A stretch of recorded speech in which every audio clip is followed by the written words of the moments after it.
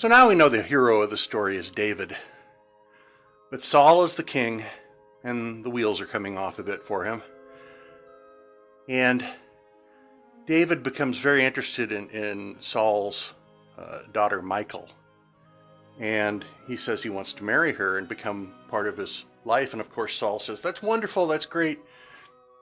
I need you to do one thing for me.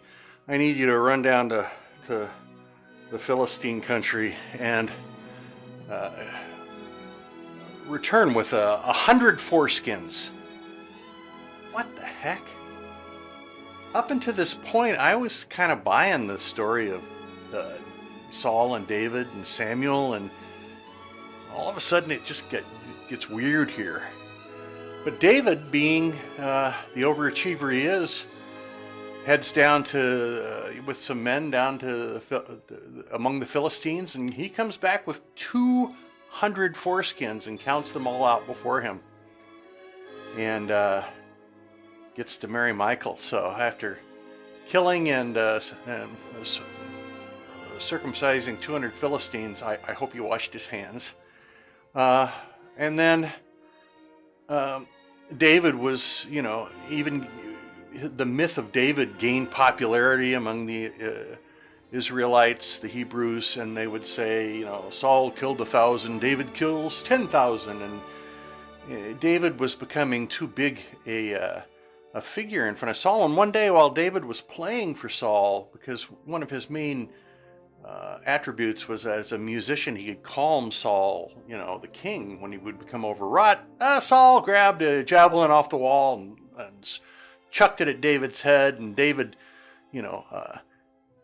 juked, got out of the way, very athletic young man, and he ran off into the hills with around 400 men who were loyal to him, and thus became a couple of years of David hiding from Saul as Saul pursued him, and Saul was fighting wars at the same time, and attending to being a king.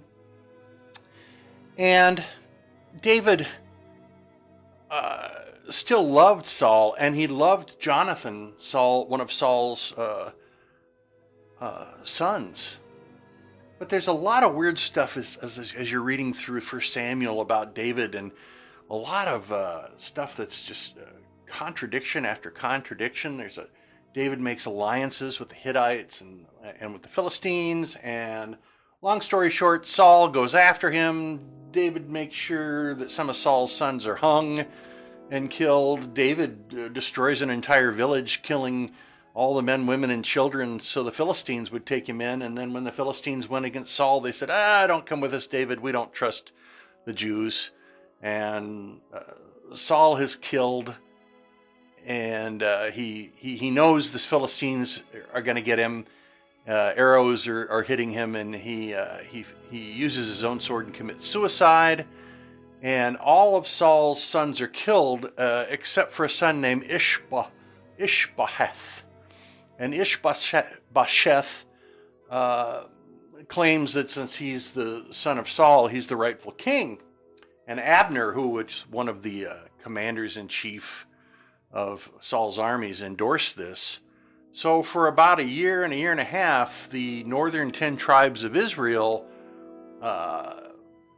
moved against David, who had taken care of Judah and the tribe of Dan, and they would